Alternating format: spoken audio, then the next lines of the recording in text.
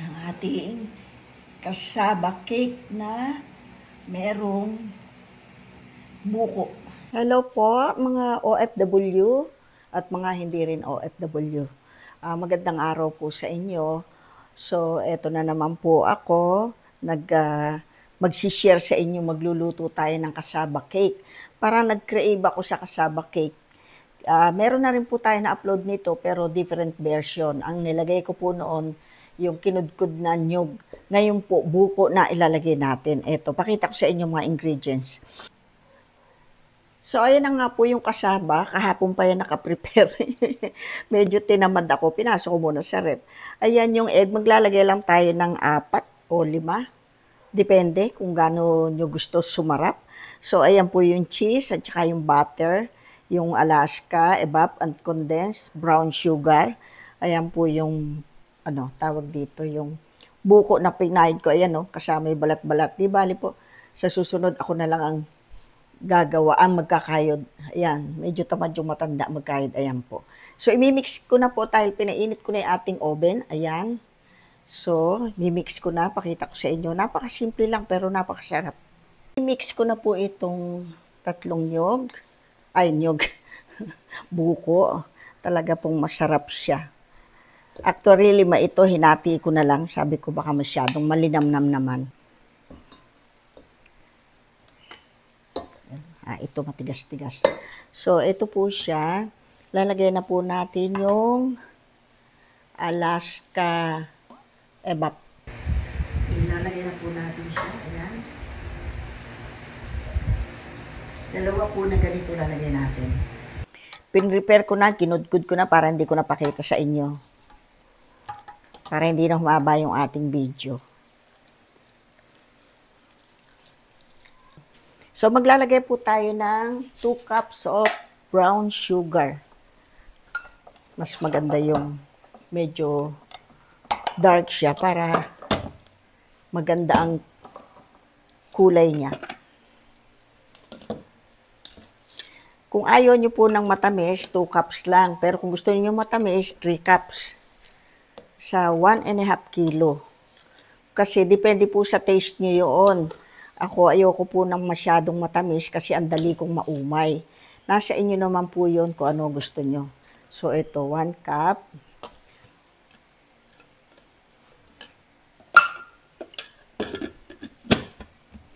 Maglalagay na rin po tayo ng butter.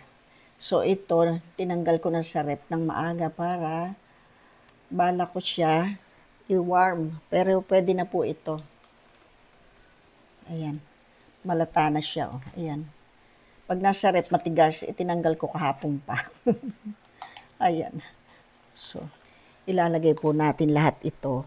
Pero kukuha muna po tayo ng dito para hindi siya manikit. Paglalagay natin, kung ito, sobra ito, magtitira ako para sa isang tray na maliit. Kasi ayoko po ng makapal ito eh. Lahat po iyan. Yan.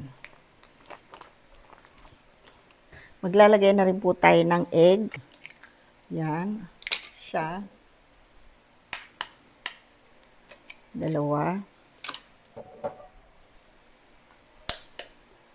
3.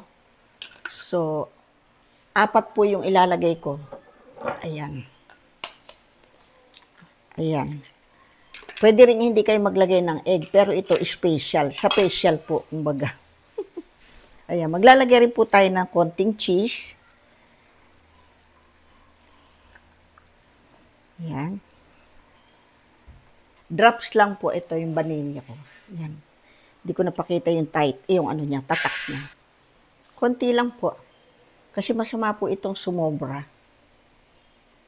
Yung umamoy lang siya. Ayun. Sasabay ko na yung cheese. Mag-grated tayo ng cheese at special po talaga ito. Ayan. Ayan. Pwede na po yan kasi masyado pong malinamnam na siya.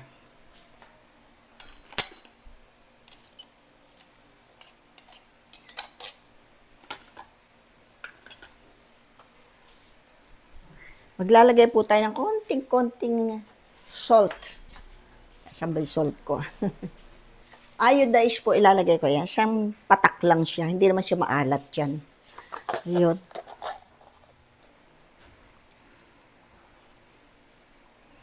Mix well po natin para ma-distribute lahat, ma-spread lahat yung ating mga ingredients. At ibibake po natin ito ng 30 minutes bago lalagyan natin itong ating condensed topping po natin sa ibabaw. Pwede po natin tikman yan kung yung tamis is ano na kayo dyan, satisfy na kayo. Sakto lang sa akin yan, tamis. Dahil ito pong condensed, magbibigay po ito ng sweetness, tatapping po natin yan sa ibabaw. Kung sa palagay nyo, halimbawa katulad nito, medyo thick siya, maglalagay po ako ng 1 cup na hot water kasi medyo dry siya. Ibig sabihin, baka tumigas ang ating cassava cake. Ayan, sakto lang po ito. Ayan. Ayan. Ayan, blend na po yung buko. Oh. Ang sarap niya na ating cassava cake. Dati ang lagay ko, grated siya yung kinudkod na nyug. So, ito naman ngayon naisip ko, buko naman. So, actually, marami po ito. Binawasan ko kasi baka mas rumami pa ang buko kaysa sa cassava. Gagawin ko na lang yung tupig. Tulad po ng sabi ko sa inyo, kung gusto nyo yung matamis, nasa inyo yan, tikman nyo lang time to time. So, ito, magsasali na po ako dito.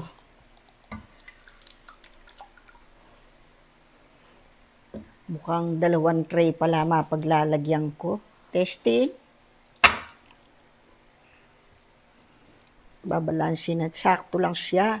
So, babawasan ko isa. Biblend ko siya mabuti. Yung equal ang niya.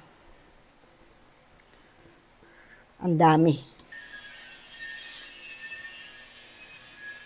So, isasalang ko na po. Di ko alam kung kasya pareho. Ito muna po. Hindi ko nalagyan ng foil. I-try ko. Itong isa ipo-foil ko. Ayan. Try natin siya ng 30 minutes. Balikan po natin siya mamaya. Sisilipin ko po siya time to time. Ayan, kumapit dito. I-check na po natin. Ginawa ko ng 30 minutes. Ayan. At kinuberan ko na rin po.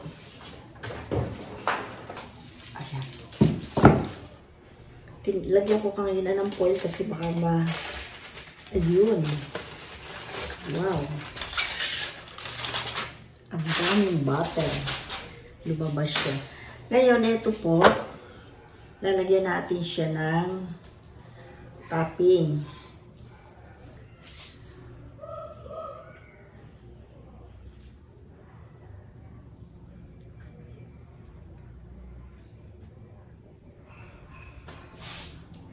Yan, ipa-plop natin para magkakaramalize tayo. Gagadgaran po natin siya ng konting cheese kasi marami na siyang cheese. So, ibabalik na po natin dito pero babaguhin ko yung init niya. Sa ibabaw na yung init niya para magkakaramalize na siya. So, off ko muna. Yan. So, sa pinakamababa, ilagay lang natin muna sa 100. So, ayan na po yung topping na gagawin natin. Ikakaramalize natin siya dyan. So, yan po. Pakita ko lang sa inyo. Tapos, balik na natin sa oven. Balikan natin siya, chichikin natin siya ng every 5 minutes. Akin po siya chichikin at inilawang ko parang maluluto na siya. Sandali po. Agoy, kailangan ibaligtad ko siya. So, okay na siya. Konti na lang. I-close up ko po. So, ayan na po siya. Medyo nabilis, masyadong mainit yata. O, babalikan po natin. Hihinaan ko lang. Ayan. Ito na lang ang kukunin ko para. Okay. Mahirap dukutin sa loob. Ayan, nakaramalize na siya. Ang ating cassava cake na merong buko. So, ito po dito ko kukuha sa gitna. Ayan, mainit pa. Gusto ko sana lumamig na, kaya lang pagka lumamig na ito, tamarin na ako. Dinner na. So, ayan. Alanganin po ang pagluto ko. Ayan. Ayun. Ang ating cassava. Ayan. Cassava na may buko. Hindi po grated na nyug ang nilagay ko. Buko. So, ito po. Hindi grated string ba tawag doon? Ayan. Instead na yung nyug ng grated na nyug ang nilagay ko, yung pong buko. Yung pambuko salad. So, first time ko pong ginawa yan, titikman natin kung masarap. So, ito ganito na lang tikim kasi mainit pa. Mawawalan akong ganang kumain, dinner po. Pakita ko lang sa inyo. Yan o. Ayan. Mainit pa. Dami. Nakakahiyan ma. Ang sarap. Naaalala ko tuloy yung ano ba tawag doon? Tupig. Kasi ang lalaki ng nyug, ang sarap. Ayan o. Mainit po talaga, pero biro. Yung isa, isinalang ko na, di ba dalawa yan? Ayan, hindi ko napakita sa inyo. Ganyan din yan eh. Talaga. Naku, masarap po pala. Kasi, kapang-kapanan lasa mo at ng dila mo, yung buko. Yung ating cassava with buko. Ano ba tawag doon? First time ko lang ginawa, kaya i-share ko sa inyo. Masarap, pwera biro. Gayahin nyo lang yung ginawa ko. Ayan o. At saka yung sakto lang po yung 2 cups of brown sugar sa 1.5 na cassava. Mainit. Hindi po maano pero napakasarap po. Teka, lapit ako. Pag po ito yung gutom na gutom kayo, ayan siya o. Ayan o. Ang sarap. Medyo malamig-lamig na. Naku, wala na kung galang kumain to.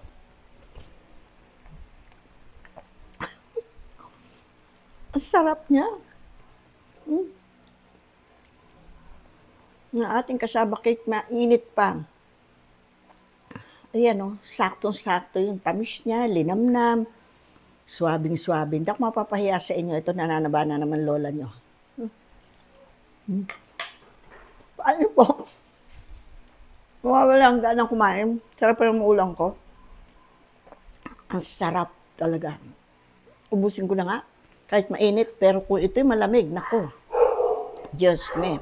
Ayan o, tingnan nyo o. Diba napaka-yummy? Patubok ko.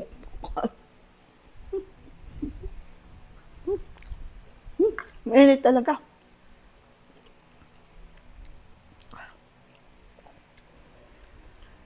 Nangilo ang ngipin ko. Ay, sarap. Pero biro po.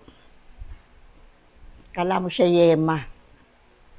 Yemang may buko. Kasaba yan. Ang sarap. Nako, Diyos me. Magandang paregalo po ito. Ito ah. Nabusa. Wala na akong gano'ng kumain. So, ito na po. Ang gando lang. Ipareregalo ko po ito sa aking attorney. Attorney Risa. Mahilig din mag-bake. So, gayahin nyo lang po ito. Sana po nag-enjoy po kayo sa ating binlog ngayon. See you po. Thank you for watching. And mag-subscribe na po sana inyong mga kaibigan, mga relatives, para umabot ako ng, pagdating ko ng 70, maka 1M man lang ako ng subscriber. Yun po ang akin dream na lang. Regalo nyo na sa akin sa pagiging 70 ko. See you po. Thank you. Bye-bye.